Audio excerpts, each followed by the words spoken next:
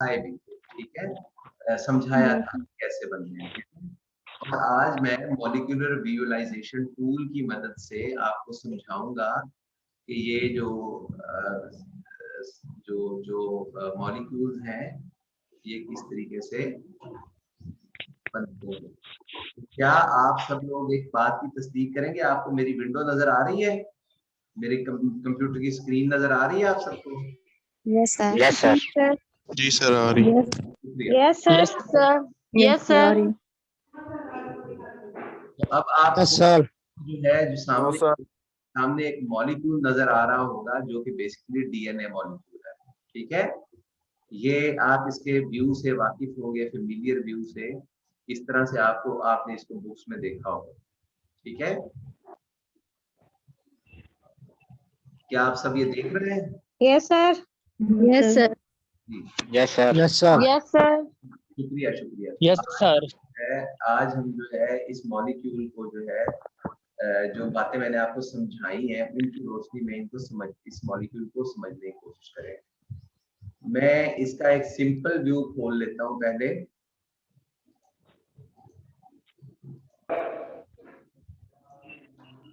ये एक सिंपलेस्ट इसका व्यू है जिसमें आपको जो जो है ये बना हुआ है, और जो इसमें आपको अंदर की तरफ जो है जाते हुए रॉड्स नजर आ रहे हैं ब्लू ग्रीन कलर के, नाइट्रोजन है, और वो बॉन्ड एंगल्स को जाहिर कर रहे हैं जिससे नाइट्रोजन स्पेसिस जो है वो लगी हुई होती है। अब अगर आपको याद हो तो मैंने आपको क्लास में ये बताया था कि ये जो है सीधी नहीं निकली हुई होती बल्कि एक तरफ को बाहर की तरफ होती है ना? तो यहाँ पे इस स्ट्रक्चर के अंदर आप ये बाकायदा तौर पर देख सकते हैं कि इस बात का क्या मतलब है। इसको थोड़ा बड़ा कर दूं, इस एरिया में देखें, यहाँ पे जहाँ पे ये टर्न है आप देख सकते हैं कि नाइट्रोजन स्पेसिस बाहर की तरफ निकली है। Can you see? बाहर की तरफ। Yes sir. जी, तो इसका मतलब ये हुआ कि मेजर ग्रूव है, ठीक है? अब ये इस पे निगाह रखिएगा, आप देखें, इस पे निगाह रखिएगा, ये तमाम बेसिस जो है ये बाहर की तरफ, जैसे जैसे मैं इसे मोड़ रहा हूँ आप देख सकते हैं, क्योंकि फ्रंट से, लेकिन जैसे जैसे मैं इसे मोड़ रहा हूँ आप देख सकते हैं ये बेसिस बाहर की तरफ, ठीक है? अगर ये यहाँ पे बाहर की तरफ है तो इस जगह पर, ये जो जगह है, अगर आप मेरे माउस कर्सर को फॉलो करें तो ये जो जगह अंदर की तरफ है बेसिस, तो ये माइनर ग्रूव है और ये मेजर ग्रूव है। ये माइनर ग्रूव और ये जो है ये मेजर ग्रूव, ये माइनर। समझ आइए बात की? जी सर। ये मेजर ग्रूव यहाँ से लेकर यहाँ तक, और ये माइनर ग्रूव है। Is it clear? अच्छा, इसी तरह से जो है, इसी तरह से मैं दूसरा में हमें नाइट्रोजन स्पेसिस प्रॉपर तरीके से मिल जाएगी।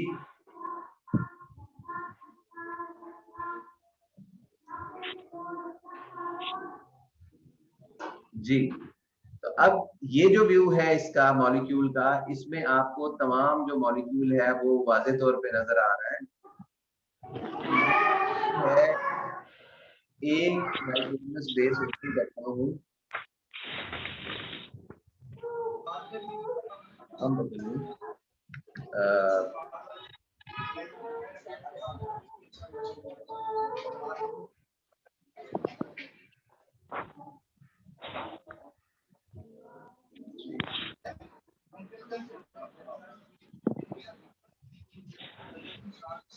जी, अब मैंने सारा मॉलिक्यूल छुपा के सिर्फ एक बेस पेयर यहाँ पे दिखाया हुआ है। आप ये देखें, मैंने आपसे कहा था कि जो शुगर्स होती हैं ऐसे फ्रंट पर लगी हुई होती है, सामने की तरफ होती है, और नाइट्रोजनस बेसिस जो है वो फ्लैट होती है, ठीक है? तो आप यहाँ पे देख सकते हैं कि ये शुगर्स हैं, ये राइबोज शुगर है, इसी तरह ये भी राइबोज शुगर है, और आप ये देखें कि नाइट्रोजनस बेसिस फ्लैट है। अब मैं इसको टर्न करूंगा तो ये सामने आ जाएंगे, आप देखिए, ये देखिए, ये नाइट्रोजनस बेसिस है, ये फ्लैट मॉलिक्यूल है। आपने क्लास में हैंड मूवमेंट से नाइट्रोजनस बेसिस ऐसे फ्लैट पड़ी होती है और जो शुगर होती है ऐसे सीधी होती है, सामने होती है, ठीक है। तो यही आपको यहाँ पे बात वाज़ेह हो रही होगी इस केस में। दूसरी चीज यहाँ पे देखिए कि ये ग्लाइकोसिडिक बॉन्ड है, ये राइबोज शुगर है और ये ग्लाइकोसिडिक बॉन्ड है, और इसमें आप देखें ये बॉन्ड यहाँ पर ये बाहर की तरफ निकला हुआ है, यानी कि हमारी तरफ है। यहाँ पे समझ रहे हैं बात को, इस तरफ से हमारी तरफ है और इस तरफ से हमारी तरफ बाहर की तरफ निकला हुआ है, ठीक है। लिहाजा जो साइड हमें नजर आ रही है इसमें नाइट्रोजनस बेसिस हमारे पहले है और शुगर्स बाद में, लिहाजा ये मेजर ग्रुप वाली साइड है, ठीक है, ये वाइडर साइड है। दिखाने के लिए मैं ये, अब आप ये गौर कीजिएगा, मैं जो इसका पिछला हिस्सा है उसको हल कर रहा हूँ। आप देख सकते हैं कि जो पिछला हिस्सा है बेसिस पहले है और शुगर्स बाद में है।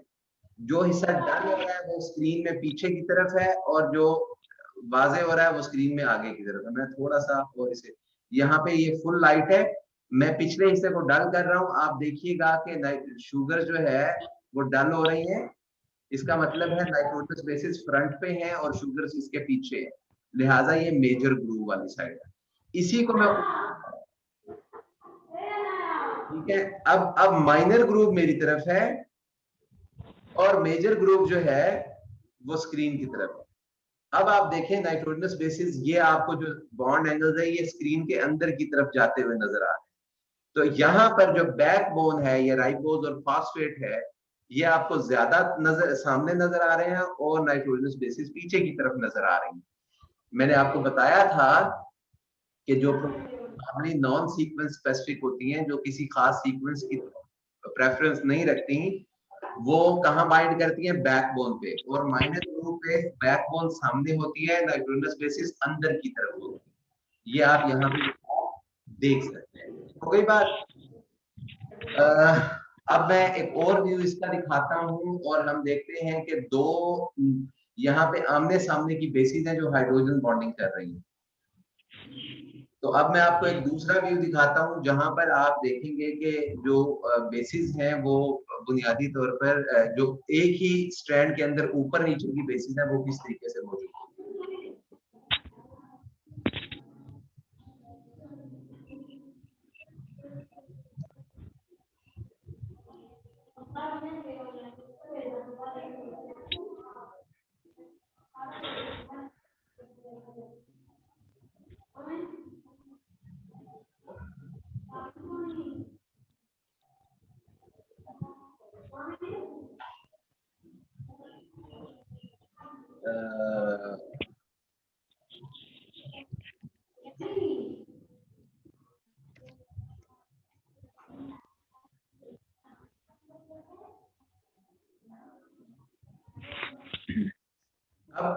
अब मैं आपको जो दिखा रहा हूँ वो बाकी सारा मैंने छुपा दिया है मॉलिक्यूल, और एक स्ट्रैंड के अंदर जो ऊपर और नीचे की बेसिक न्यूक्लियोटाइड्स हैं यहाँ पे आप राइबोज शुगर है, ये इसका कार्बन 5 है, ये ऑक्सीजन है, ये फास्फोरस है, ये दूसरी ऑक्सीजन है, ये तीसरी है, ये चौथी है, और ये कार्बन 3 के साथ नेक्स्ट राइबोज पर अटैच है। ये कार्बन 5 है, ये कार्बन 3 है, ठीक है, और इस तरीके से ये आपस में जुड़े हुए।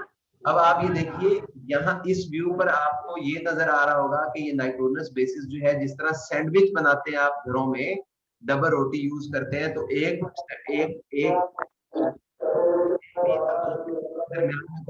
क्योंकि दोनों पीस फ्लैट होते हैं वो एक दूसरे के ऊपर आ जाते हैं, इसको हम स्टैकिंग इंटरेक्शन कहते हैं। तो स्टैकिंग यानी जब चीजें एक दूसरे के ऊपर पड़ी होती हैं तो इन्हें हम स्टैकिंग इंटरेक्शन कहते हैं। जैसे आपने कभी टिश्यू का पैक ओपन किया होगा घरों में, तो टिश्यू का जो पैक है उसमें टिश्यू जो है वो पार्टी पैक जो होता है उसमें टिश्यूज एक दूसरे के ऊपर जो है एक बंडल सा बना हुआ होता है। अब ये जो बंडल है इसमें हर टिश्यू जो है वो दूसरे के साथ स्टैकिंग इंटरेक्शन में है। मतलब इसका क्या है, मतलब ये है कि अगर आप उस बंडल के अंदर से कोई एक टिश्यू रिमूव करना चाहें दरमियान में से उस बंडल के, तो क्या वो आसान होगा या ऊपर टॉप से एक टिश्यू उठाना आसान होगा? क्या ख्याल है आपका?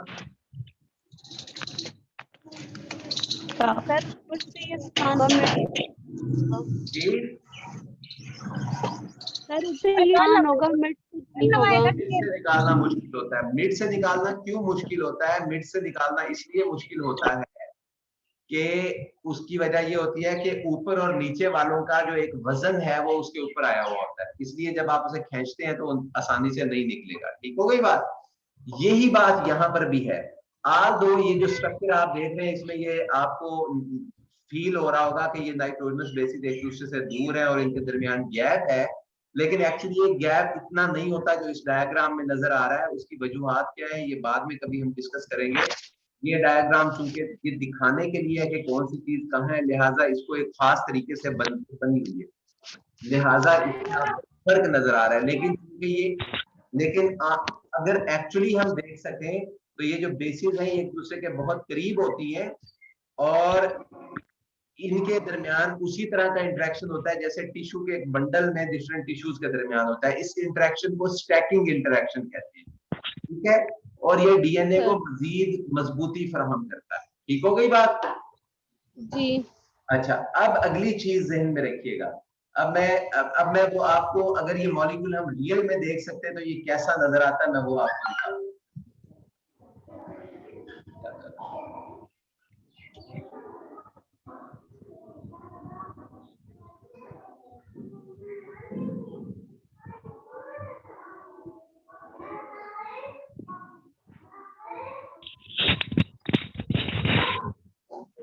अब देखो ये अगर हम इस मॉलिक्यूल को देख सकें कभी माइक्रोस्कोप के नीचे तो ये इस तरह नजर आता है। अब आप देखें दो इनके दरमियान गैप है नाइट्रोजनस, ये एक नाइट्रोजनस बेस है, ये दूसरी नाइट्रोजनस बेस है, इनके दरमियान गैप मौजूद है, लेकिन ये गैप उतना नहीं है जितना आपको पहले महसूस हो रहा था।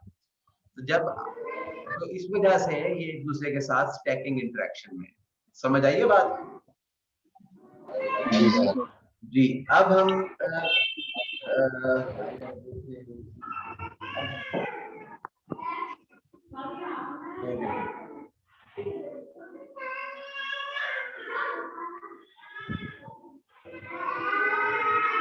यार आप में से घर से बहुत ज्यादा शोर आ रहा है और आप अपने माइक्स भी म्यूट नहीं करते। आप अपने माइक्स म्यूट रखें प्लीज।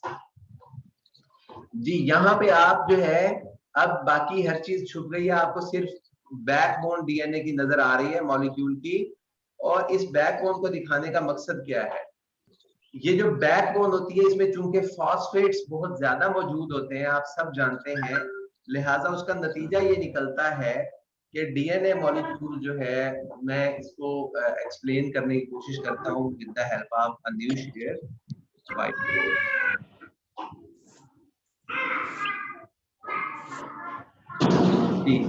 तो क्या कर दिया? हाँ, तो जब आप इसको देखते हैं डीएनए को तो इसमें इस तरह का एक आपको नजर आ रहा होगा, ये बैकबोन है इसकी। अब ये जो बैकबोन जो है चूंकि इसमें फॉस्फेट्स बहुत ज्यादा पाए जाते हैं, लिहाजा ये जो फॉस्फेट्स है इन पे होता है नेगेटिव चार्ज। ठीक है, फॉस्फेट जो है ये इलेक्ट्रोनेगेटिव ग्रुप। सर मुझे स्क्रीन नजर नहीं आ रहा। व्हाइट बोर्ड नजर नहीं आ रहा? नो सर, कुछ भी नजर नहीं आ रहा। कुछ भी नजर नहीं आ रहा। मैंने शेयर तो व्हाइट बोर्ड किया हुआ है।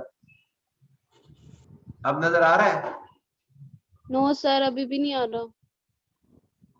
नहीं नजर आ रहा सर। नहीं नजर आ रहा? एक मिनट दीजिएगा।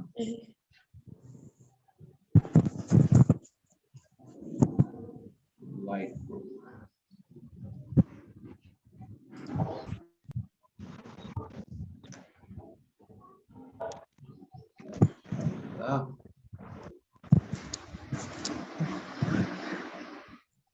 अब नजर आ रहा है व्हाइट बोर्ड? जी सर, नजर आ रहे हैं। तो मैं ये कह रहा था कि यहाँ पर चूंकि बैकबोन मैंने ये रेड कलर में ड्रॉ किया है, इसमें चूंकि फॉस्फेट्स होते हैं बहुत सारे, लिहाजा ये जो फॉस्फेट्स हैं ये नेगेटिवली चार्ज ग्रुप्स होते हैं ड्यू टू देयर ऑक्सीजन्स, अब आपको पता है जो सेम चार्जेस है दोनों तरफ, जो बैकबोन है इसके ऊपर नेगेटिव चार्ज, तो चूंकि ये सेम चार्जेस हैं लिहाजा ये एक दूसरे को पसंद नहीं करते और एक दूसरे को रिपेल करते हैं। Whereas the nitrogenous bases that they have, ये मैं ब्लू से नाइट्रोजनस बेसिस ड्रॉ कर रहा हूं यहाँ पे, जो ये नाइट्रोजनस बेसिस इनके दरमियान होती हैं, ये इनके दरमियान मैंने आपको क्लास में बताया था कि हाइड्रोजन बॉन्डिंग होती है, ठीक है? Yes. तो ये जो हाइड्रोजन बॉन्डिंग है ये अट्रैक्शन है, ये एक ऐसी फोर्स है जो अट्रैक्शन दे रही है। तो दो फोर्सेस हैं यहाँ पे, एक फोर्स है जो बैकबोन की फोर्स है, नेगेटिव चार्ज है, उसकी वजह से रिपल्शन हो रही है,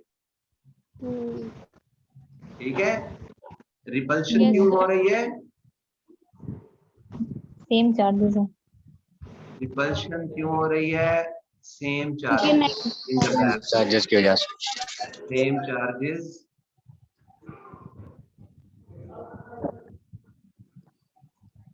in the backbone, और अट्रैक्शन क्यों हो रही है? Different charges, hydrogen bonding between nitrogenous bases.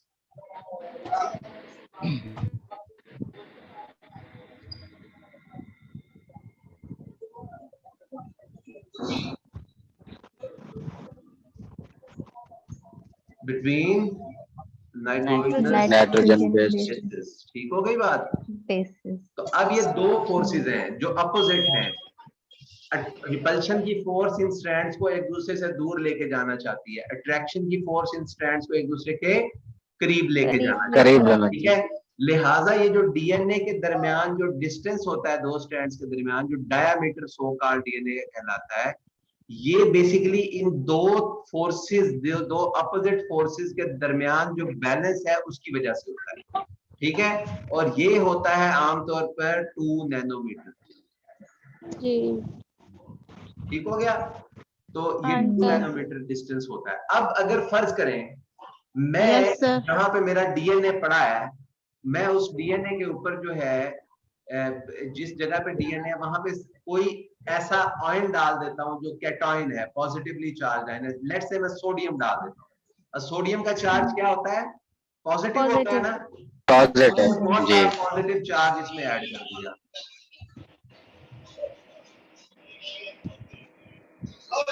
अब क्या होगा? जब मैं पॉजिटिव चार्ज ऐड करूंगा तो जो बैकबोन का नेगेटिव चार्ज है वो उसके साथ बैलेंस हो जाएगा ना? जी, ठीक है? तो जब ये बैलेंस होगा चार्ज, तो अब जो इनके दरमियान रिपल्शन है जो नेगेटिव चार्ज की वजह से थी वो कम हो जाएगी। जी सर। जब ये कम होगी तो जो दो स्ट्रैंड्स हैं डीएनए के, अट्रैक्शन तो वैसे ही मौजूद है, रिपल्शन कम हो गई, लिहाजा ये जो दो स्ट्रैंड्स हैं एक दूसरे के, ये एक दूसरे के करीब आ सकते हैं। समझ आइए बात की? तो आल्दो डीएनए में दो डायमीटर 2 नैनोमीटर होता है, लेकिन डिपेंडिंग ऑन द एनवायरनमेंट, अगर न्यूक्लियस के एनवायरनमेंट में पॉजिटिवली चार्ज इलेक्ट्रॉन ज्यादा मौजूद हो तो उसके नतीजे में क्या होता है? ये डीएनए के दो स्ट्रैंड एक दूसरे के करीब आ सकते हैं। दूसरी बात भी है, सिर्फ पॉजिटिवली चार्ज होना जरूरी नहीं, हो सकता है डीएनए न्यूक्लियस के अंदर ऐसी प्रोटीन्स मौजूद हो जो पॉजिटिवली चार्ज हो। जब ये प्रोटीन्स डीएनए के साथ बाइंड करती हैं तो इसके नेगेटिव चार्ज को कम कर देते हैं, उसके नतीजे में भी ये स्ट्रैंड एक दूसरे के करीब आ सकते हैं। तो ये मिसाल देने का मकसद ये था आपको कि by changing the environment where DNA is present, you can actually change the shape of DNA molecule a little bit. Okay? Is it clear? जी सर। Yes sir. सब समझ आ रहा है? कोई सवाल है तो आप पूछ सकते हैं मुझसे। सर ये मुझे पॉजिटिव वाला समझ नहीं आया अभी तक। चलो, यही तो मैंने बताया, मैं रिपीट कर देता हूं, क्योंकि बैकबोन के ऊपर फॉस्फेट ग्रुप्स होते हैं और फॉस्फेट ग्रुप का नेगेटिव चार्ज होता है, लिहाजा दो strands due to the same charges in the backbone they repel each other, यानी एक दूसरे से दूर जाना चाहते हैं। जबकि अट्रैक्टिव फोर्स क्या है, मैं क्लास में बता चुका हूं, जो हाइड्रोजन बॉन्डिंग है बिटवीन नाइट्रोजनस बेसिस। तो एक फोर्स है जो इन स्ट्रैंड्स को करीब लाना चाहती है, एक फोर्स है जो इन स्ट्रैंड्स को दूर लेके जाना चाहती है। लिहाजा डीएनए के दो स्ट्रैंड्स के दरमियान जो डिस्टेंस होता है वो इन दो फोर्सेस में बैलेंस की वजह से होता है। ठीक है, अब अगर डीएनए जिस जगह पर मौजूद है वहां किसी तरह से पॉजिटिव चार्ज बढ़ा दिया जाए, लेट्स से कोई साल्ट ऐड कर दें, सोडियम क्लोराइड डाल देंगे तो सोडियम की वजह से पॉजिटिव चार्ज बढ़ जाएगा। अब क्या होगा, अब ये होगा कि चूंकि नेगेटिव चार्ज आप कम कर रहे हैं बैकबोन के ऊपर, लिहाजा रिपल्शन कम हो जाएगी, अट्रैक्शन उतनी ही मौजूद है। अब जब रिपल्शन कम होगी तो ये स्ट्रैंड्स एक दूसरे के करीब आ जाएंगे। दूसरा तरीका इन चार्जेस को कम करने का क्या है, अगर फर्ज करें कोई पॉजिटिवली चार्ज प्रोटीन जो है वो इस डीएनए पर मौजूद हो, उस रीजन पर जहां डीएनए मौजूद है, तो फिर क्या होगा, फिर भी ये स्ट्रैंड एक दूसरे के करीब आएंगे। तो इस तरीके से तो वो एनवायरनमेंट जहां डीएनए मौजूद है उसमें चेंज करके हम डीएनए की शेप में थोड़ी बहुत तब्दीलियां कर सकते हैं। ठीक हो गई बात? सर। तो यहां तक आपका कोई सवाल नहीं है? ठीक हो गई बात? अब जो है हम वापस चलते हैं, बोर्ड में बंद कर रहा हूं, हम वापस चलते हैं अपनी जो मैं आपको स्ट्रक्चर दिखा रहा था उस स्ट्रक्चर की तरफ, और मैं उस स्ट्रक्चर के हवाले से कुछ आपको बेसिक बातें समझाता हूं, लेकिन हमारे अच्छा अभी 7 मिनट, तो ये हम बोर्ड बंद कर देते हैं और हम वापस चलते हैं स्क्रीन 2 पर। अब आप दोबारा उस मॉलिक्यूल को देख रहे हैं जो मैं आपको समझा रहा था। ये कोई भी जो मॉलिक्यूलर स्ट्रक्चर होता है उसको दिखाने के कई तरीके होते हैं, और हर तरीका हमें मदद करता है मुख्तलिफ तरह की चीजों को, मुख्तलिफ तरह से उस मॉलिक्यूल को तफसील से देखने के लिए। ये जो पिछले 2 लेक्चर्स में और आज जो बातें मैंने आपको बताई हैं डीएनए के स्ट्रक्चर के बारे में, ये सारी बातें हमें पता है। क्यों पता है? क्योंकि हम डीएनए के स्ट्रक्चर को एनालाइज कर सकते हैं, और डीएनए के स्ट्रक्चर को एनालाइज करने के लिए हम ये सॉफ्टवेयर यूज करते हैं। ये सॉफ्टवेयर है जिसका नाम है पाईमोल व्यूअर, और इसमें हम मॉलिक्यूल्स जिनके स्ट्रक्चर हमें मालूम है उन मॉलिक्यूल्स की फाइल डाल देते हैं, और ये उस फाइल को कैलकुलेट करके एक स्ट्रक्चर बना के हमें दिखा देता है। ठीक हो गई बात? तो यहाँ पे आप डीएनए मॉलिक्यूल देख रहे हैं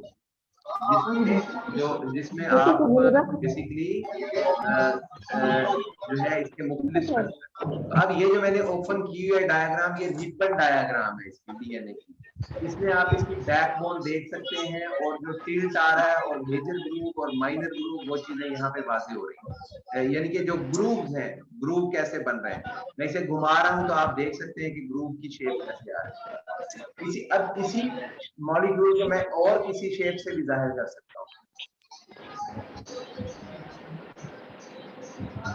ठीक है, अब ये जो है इसकी जो शेप है, इसमें हमें इसकी मॉलिक्यूलर डिटेल्स नजर आ रही है। इन डिटेल्स के बारे में मैंने आपको बताया था कि इसमें हम बॉन्ड एंगल्स वगैरह देख सकते हैं। हर जो लाइन है ये बॉन्ड एंगल को जाहिर कर रही है। ठीक है, अब मैं इसको छुपा कर हाइड एवरीथिंग इसको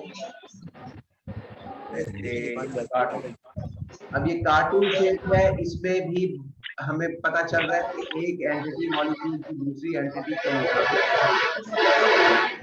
relative to the other entity. Please mute your mics.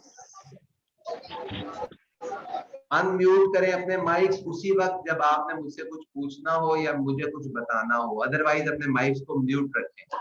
ठीक है, तो ये एक और तरीका है देखने का। और एक फाइनली जो शेप आपको मैं दिखाना चाहता हूँ वो है स्टिक्स, और इस शेप में भी आप जो है इसमें डिफरेंट बॉन्ड्स और वो सारी चीजें देख रहे हैं। अब सवाल ये है कि मैंने आपको बताया था कि मिसाल के तौर पे कोई नाइट्रोजनस बेस है, प्रिमिडीन है, तो उस वो 6 रिंग वाली बेस है, उसमें ये होता है, ये होता है, ये होता है। तो हम इस स्ट्रक्चर के अंदर, इस सॉफ्टवेयर के अंदर उनको कैसे पहचान सकते हैं? ठीक है, इसको पहचानने का तरीका मैं आपके सामने रखना चाह रहा हूँ।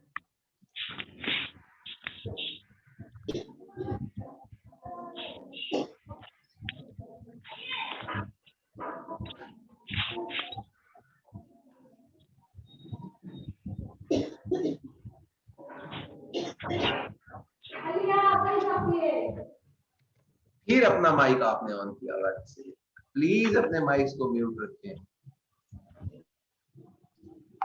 ठीक है जी। तो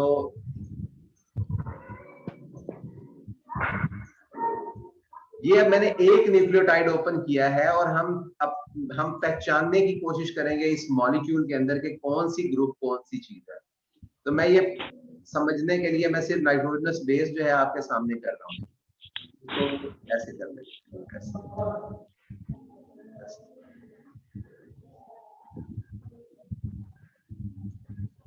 अब ये नाइट्रोजनस बेस है, ये मेरे माउस को आप फॉलो करिएगा। इसमें आप देखें कि ये कौन सी बेस है, प्यूरीन है या प्रिमिडीन है? प्रिमिडीन प्रिमिडीन प्रिमिडीन है। प्रिमिडीन में हम कैसे काउंट करते हैं? 1 1 2 3 4 5 6 ऐसे ही है ना? 1 2 3 4 5 6।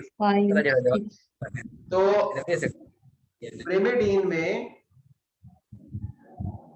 ये नहीं, ये गलत तरीके से मैं आप सॉरी इसको यूं नहीं दिखाना चाहिए, यूं दिखाना चाहिए, ऐसे ऐसे, sorry, this is how it should be. अब देखते हैं ये 1 2, क्योंकि नाइट्रोजन 1, मैं इसको 1 क्यों कह रहा हूँ, इसको 1 मैं इसलिए कह रहा हूँ कि ये जो है मुझे पता है कि नाइट्रोजन जो 1 होती है वो शुगर के साथ जुड़ी हुई होती है, लिहाजा ये नाइट्रोजन 1 है। ये 1 2 3 4 5 6, ठीक है। तो यहाँ नाइट्रोजन जो है वो ब्लू कलर में नजर आ रही है हमें, नाइट्रोजन जो है वो ब्लू कलर में नजर आ रही है। लिहाजा ये नाइट्रोजन 1 पोजीशन 1 और 3 पर नाइट्रोजन होती है, हमें पता है। ये पोजीशन 1 पे नाइट्रोजन, ये पोजीशन 3 पे नाइट्रोजन। कार्बन हमें यहाँ ग्रीन में नजर आ रही है। ये पोजीशन 2 पर कार्बन, 4 पर कार्बन, 5 पर कार्बन, 6 पर कार्बन, ठीक है। अब क्या ये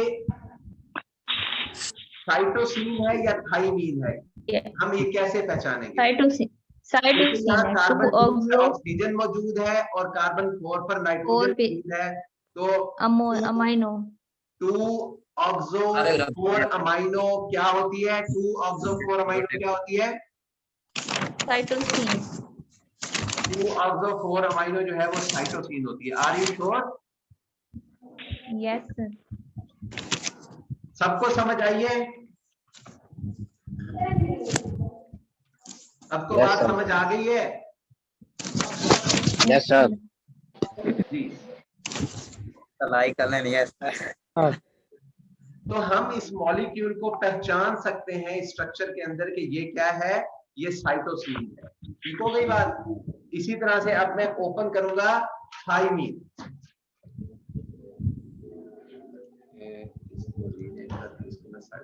खत्म।